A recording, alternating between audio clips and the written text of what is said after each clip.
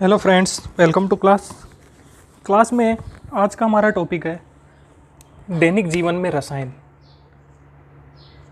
दैनिक जीवन में रसायन।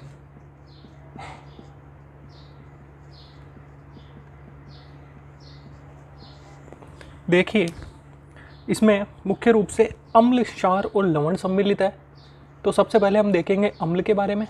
तो अम्ल क्या है? अम्ल को अंग्रेजी में एसिड कहते हैं और ये एसिड शब्द लैटिन भाषा के एसिड से बना है। ये लैटिन भाषा का शब्द है एसिड्स, जिसका अर्थ होता है खट्टा। यानी ये अम्लों का प्रमुख गुण है कि अम्ल जो है वो स्वाद में खट्टे होते हैं। जैसे कुछ प्रमुख अम्लों के बारे में मैं बता देता हूँ आपको। सिरका, जिसका उपयोग हम अचार में करते हैं, इसमें एसिटिक अम्ल होता है। चींटी के डंक में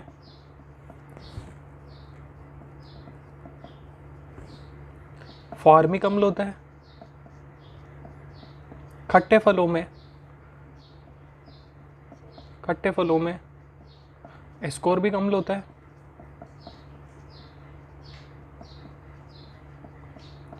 इसके अलावा इमली में टार्टरिक अम्ल होता है। ये बहुत इंपॉर्टेंट चीज़ें हैं जो कंपटीशन एग्ज़ाम के दृष्टिकोण से बहुत महत्वपूर्ण है। हमारे जठर रस में आपको पहले बता चुका हूँ मैं, जठर रस या जो आमाशय से जो रस निकलता है उसमें HCl यानी हाइड्रोक्लोरिक अम्ल होता है। इसके अलावा टमाटर में ऑक्जेलिक अम्ल होता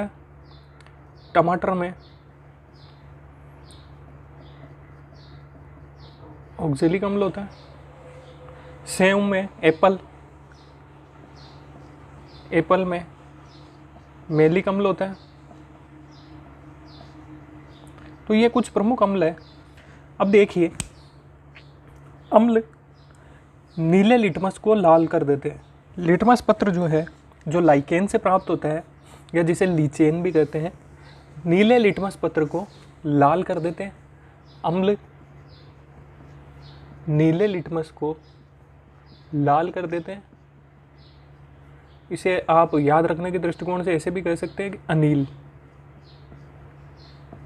अम्ल जो है वो नीले को लाल कर देता है। बहुत कंफ्यूज हो जाते हैं बच्चे कि अम्ल नीले को लाल करता है या लाल को नीला करता है। तो आप इसे यूँ याद रख सकते हैं, अनील यानी अम्ल नीले को लाल कर देता है। तो ये तो हुई अम्ल के बारे में सामान्य जानकारी। इसके बाद हम देखते हैं क्षार। क्षार जो है इसे एल्केलाइन बोलते हैं और ये अरबी भाषा के शब्द एल्कली से बना है, जिसका अर्थ होता है राख। क्षार जो है एल्कली शब्द से बना है और इसका अर्थ होता है राख। ये स्वाद में कड़वा होता है या कसेला होता है और ये लाल लिटमस पत्र को नीला करता है। क्षार स्वाद में कड़वा या कसेला होता है और ये लाल लिटमस पत्र को नीला कर देता है। ये छूने पर चिकने या साबुन जैसे होते हैं।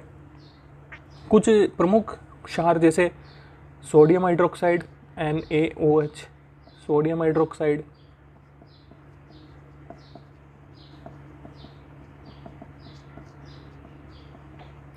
Potassium hydroxide KOH, potassium hydroxide. इसी प्रकार एल्यूमिनियम हाइड्रोक्साइड AlOH का whole thrice, aluminium hydroxide, ammonium hydroxide NH4OH। तो ये कुछ प्रमुख क्षार है। अब देखिए, क्षार जो है अम्ल के साथ क्रिया करके लवण और जल बनाते हैं। तो अम्ल और क्षार की जो क्रिया होती है उसे उदासीनीकरण कहते हैं। बहुत इंपॉर्टेंट चीज़ है और क्वेश्चन बनता है इसका कि अम्ल और क्षार परस्पर क्रिया करके लवण और जल बनाते हैं और ये क्रिया उदासीनीकरण कहलाती है। अम्ल जैसे HCl, इसकी क्रिया क्षार से की NaOH से, तो लवण यानी NaCl, जैसे नमक भी कहते हैं सामान्य भाषा में, और जल H2O, तो ये अभिक्रिया जो है उदासीनीकरण अभिक्रिया है और ये ऊष्माक्षेपी होती है। ऊष्माक्षेपी का अर्थ है कि इस अभिक्रिया में ऊष्मा का उत्सर्जन होता है। अम्ल और क्षार जल में घुलनशील होते हैं। यदि इनमें जल की मात्रा ज़्यादा है तो उसे तनु कहते हैं, और यदि अम्ल या क्षार की मात्रा ज़्यादा है तो उसे सांद्र कहते हैं। ये चीज़ आपको ध्यान रखनी है।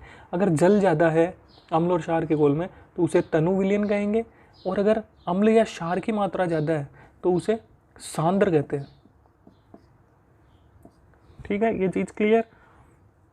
इसके बाद देखिए आप, प्रबल अम्ल और प्रबल क्षार से जो लवण बनते हैं वो उदासीन होते हैं, और प्रबल अम्ल और दुर्बल क्षार से जो लवण बनते हैं वो अम्लीय होते हैं।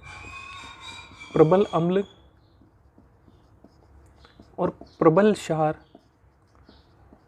से जो लवण बनेंगे वो उदासीन होंगे। ये चीज़ आपको याद रखनी है। और प्रबल अम्ल और दुर्बल क्षार, प्रबल अम्ल और दुर्बल क्षार से जो लवण बनते हैं वो अम्लीय होते हैं। और अगर प्रबल क्षार है और दुर्बल अम्ल है तो वो क्षारीय होगा। अगर प्रबल क्षार है और दुर्बल अम्ल है तो उससे जो लवण बनेंगे वो क्षारीय होंगे। जैसे एग्जाम्पल से मैं बता देता हूँ आपको। प्रबल अम्ल HCl और प्रबल क्षार अभी पहले बता चुका हूँ मैं NaOH वाला, तो वो तो उदासीन होंगे। और प्रबल अम्ल और दुर्बल क्षार जैसे NH4OH, इनकी क्रिया करें तो जो लवण बनता है वो अम्लीय होगा। ये अम्लीय है NH4Cl यानी अमोनियम क्लोराइड। और दुर्बल अम्ल जैसे एसिटिक अम्ल है, इसकी क्रिया प्रबल क्षार से करें NaOH से तो जो लवण बनेगा वो क्षारीय होगा।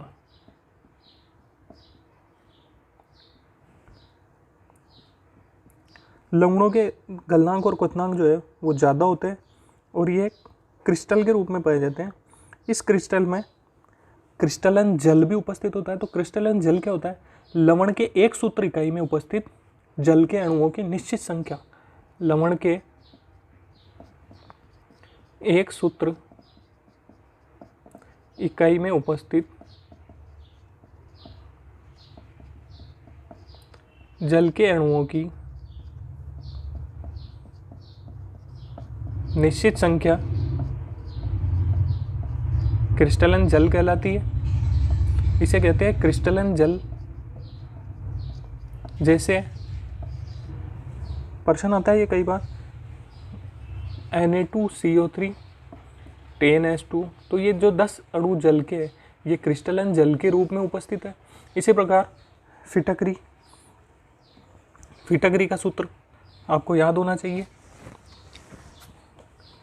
K2SO4 Al2 SO4 का होल थ्राइस 24H2O। जो ये 24H2 ये क्रिस्टलन जल के रूप में उपस्थित है, और ये फिटकरी का सामान्य सूत्र है। इसे पोटाश एलम भी कहते हैं। इसके अलावा जिप्सम CaSO4.2H2O, तो ये जो 2H2 है ये क्रिस्टलन जल के रूप में उपस्थित है। तो ये कुछ सामान्य लवण है। इनके बाद हम देखेंगे कुछ प्रमुख वैज्ञानिकों के द्वारा अम्ल और क्षार की महत्वपूर्ण परिभाषाएं दी गई है, तो वो कौन कौन सी है। तो सबसे पहले एक वैज्ञानिक थे आर्रेनियस। आर्रेनियस ने अम्ल और क्षार की परिभाषा दी है। तो देखिए आर्रेनियस के अनुसार अम्ल क्या है। 1887 में आर्रेनियस ने इनकी परिभाषाएं दी थी। तो अम्ल वे पदार्थ है, आर्रेनियस के अनुसार अम्ल वे पदार्थ है जो जलीय विलयन में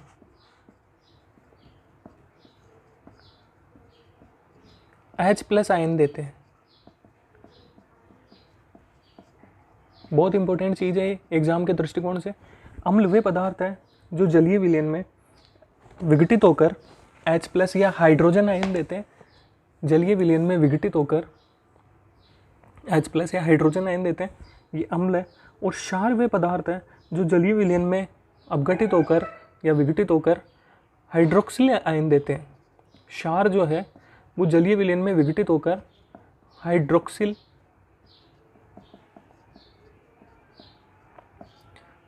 आयन देते हैं, जिसे OH से प्रदर्शित करते हैं।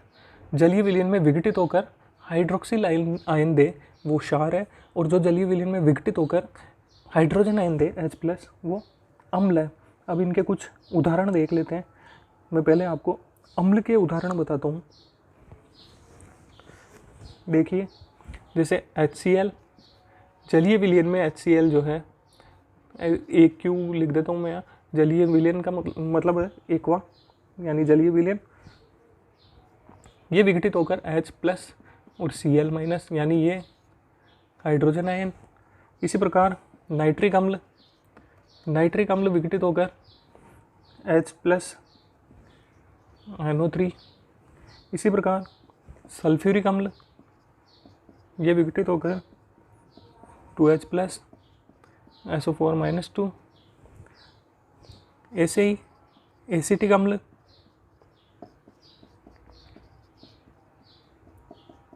H+। इसी प्रकार कार्बोनिक अम्ल,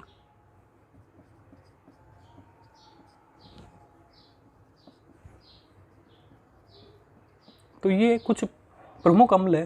तो आपने देखा होगा इन सभी अम्लों में हाइड्रोजन आयन पृथक हो रहे हैं। इस प्रकार ये सभी अम्ल है, क्योंकि जलीय विलयन में H+ आयन देते हैं। H+ आयन या हाइड्रोजन आयन या प्रोटॉन जो है ज़्यादा क्रियाशील है। ये जल से क्रिया करके हाइड्रोनियम आयन के रूप में जल में उपस्थित होता है।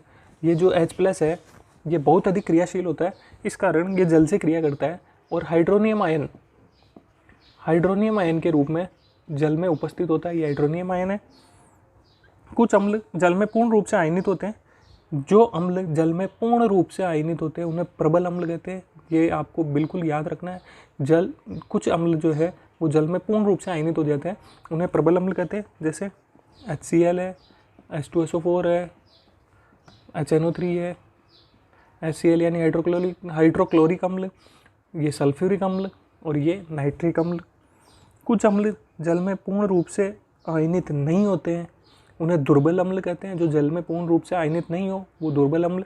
जैसे एसिटिक अम्ल, कार्बोनिक अम्ल, ये जो है ये दुर्बल अम्ल है और ये प्रबल अम्ल है। अब देखिए क्षार के उदाहरण बता देता हूँ मैं आपको। क्षार कौन कौन से हैं प्रमुख क्षार? KOH यानी पोटेशियम हाइड्रोक्साइड, तो ये K+ और OH- यानी हाइड्रोक्सिल आयन देते हैं जलीय माध्यम में। ये क्यों लिख देता हूँ मैं। इसी प्रकार NaOH, ये भी Na+ और OH-। इसी प्रकार कैल्शियम हाइड्रोक्साइड,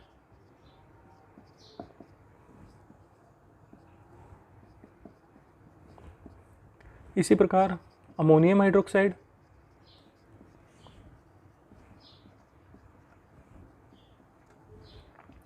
तो ये सभी क्षार है क्योंकि ये जलीय विलयन में हाइड्रोक्सिल आयन देते हैं। अगर जो क्षार जलीय विलयन में पूर्ण रूप से आयनित हो जाए उन्हें प्रबल क्षार कहते हैं। जैसे ये प्रबल क्षार है, ये पूर्ण रूप से आयनित हो जाते हैं जल में। और जो पूर्ण रूप से आयनित नहीं होते हैं जलीय विलयन में वो दुर्बल क्षार है। जैसे ये दुर्बल क्षार है। अब देखिए आर्हेनियस कहते हैं कि अम्ल और क्षार क्रिया करके H और OH आयन परस्पर मिलकर जल का निर्माण करते हैं और ये उदासीनीकरण अभिक्रिया भी कहलाती है। और इसमें ऊष्मा मुक्त होती है, इस कारण ये ऊष्माक्षेपी अभिक्रिया भी है। तो यह आपको क्लियर हो गई होगी आर्हेनियस की थ्योरी। आर्हेनियस के सिद्धांत के अनुसार अम्ल वे पदार्थ जो जलीय विलयन में H+ आयन देते हैं और क्षार वे पदार्थ जो जलीय विलयन में हाइड्रोक्सिल या OH- आयन देते हैं। इसके बाद एक प्रमुख वैज्ञानिक ब्रांस्टैंड और लोरी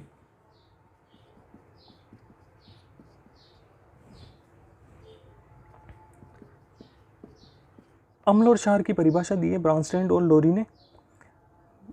ब्रांस्टैंड और लोरी के अनुसार अम्ल प्रोटॉन दाता है, अम्ल प्रोटॉन दाता है और क्षार प्रोटॉन ग्राही है। ये ब्रांस्टैंड लोरी के अनुसार है कि अम्ल प्रोटॉन दाता है और क्षार प्रोटॉन ग्राही है। उन्होंने संयुग्मी अम्ल और संयुग्मी क्षारक की अवधारणा भी दी है। देखिए किस प्रकार अम्ल, जैसे एक उदाहरण से बता दूं मैं, जल H2O। इसकी क्रिया अमोनिया से की NH3 से, तो अमोनियम आयन और हाइड्रोक्सिल आयन बनते हैं। अब देखिए आप, इसमें प्रोटॉन दाता कौन है? इसने प्रोटॉन का त्याग किया है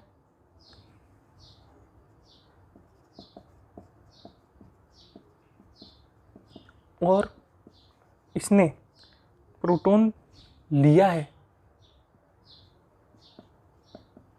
ये प्रोटॉन लिया है इसने और इसने प्रोटॉन दिया है। तो जल जो है या प्रोटॉन दाता है, तो जल या अम्ल है, क्योंकि इसने प्रोटॉन का त्याग किया है। और प्रोटॉन देके संगत क्षार, ये क्षार बना है, तो ये संयुग्मी क्षार है। अमोनिया प्रोटॉन ग्राही है, इस कारण ये क्षार है।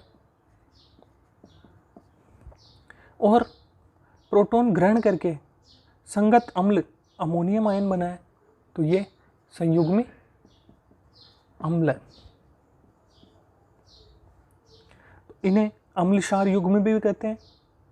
ये एक प्रोटॉन या हाइड्रोक्सिल आयन की उपस्थिति के अंतर के कारण ही बनते हैं। एक और एग्जाम्पल हम देख सकते हैं, देखिए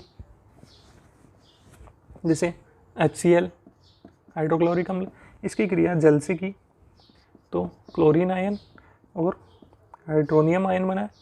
अब देखिए आप, यहाँ H2O, यहाँ H3O हो गया है, यानी इसने प्रोटॉन लिया है और इसने प्रोटॉन दिया है,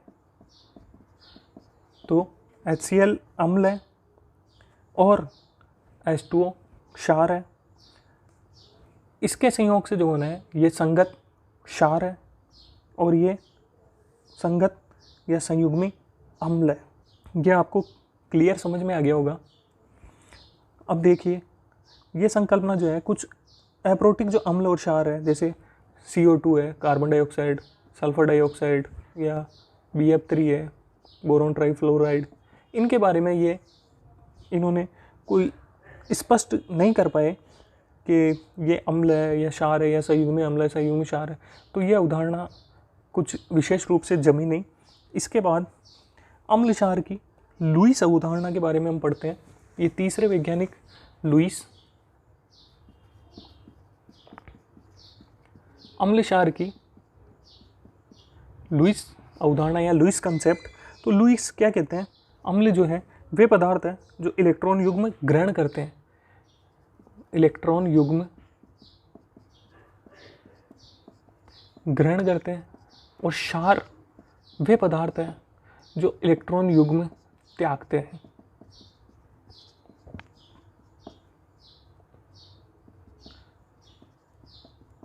अम्ल वे पदार्थ है जो इलेक्ट्रॉन युग्म ग्रहण करते हैं और क्षार वे पदार्थ है जो इलेक्ट्रॉन युग्म त्यागते हैं। धनायन या वे यौगिक जिनका अष्टक अपूर्ण होता है, धनायन या वे यौगिक जिनका अष्टक अपूर्ण होता है, वे लुईस अम्ल कहलाते हैं। अब क्वेश्चन आता है, निम्न में से लुईस अम्ल कौन से हैं या लुईस अम्ल के उदाहरण बताइए। तो आपको ये ध्यान रखना है कि जो धनायन है या जिनका अष्टक पूरा नहीं हुआ है वे सभी लुईस अम्ल है, जैसे BF3, AlCl3, Mg+2, Na+, ये सभी लुईस अम्ल है। क्यों? क्योंकि इनका अष्टक अपूर्ण है या धनायन बनाते हैं। और जो इलेक्ट्रॉन धनी है या इलेक्ट्रॉन का एकाकी युग्म रखते हैं वो लुईस क्षार कहलाते हैं। जैसे H2O, इनके पास एकाकी इलेक्ट्रॉन युग्म होते हैं। NH3 या जो ऋणायन बनाते हैं जैसे ये, तो ये सब लुईस क्षार है। ये चीज़ आपको बिल्कुल याद रखनी है। इससे संबंधित क्वेश्चन कई बार एग्जाम में पूछा जाता है, तो आपको इस कंसेप्ट को क्लियर रखना है। ये टॉपिक केवल कक्षा 10 नहीं, कांस्टेबल परीक्षा, स्टेनोग्राफर परीक्षा, रीट लेवल 2 सभी के लिए बहुत ही महत्वपूर्ण है। तो आप इन्हें कंठस्थ कर लें। इनसे संबंधित क्वेश्चन एग्ज़ाम में बहुत अधिक पूछे जाते हैं। अगर आपने अभी तक चैनल को सब्सक्राइब नहीं किया है तो आप सब्सक्राइब कर लें, जिससे अधिक से अधिक आप वीडियोस के लाभ उठा सकें।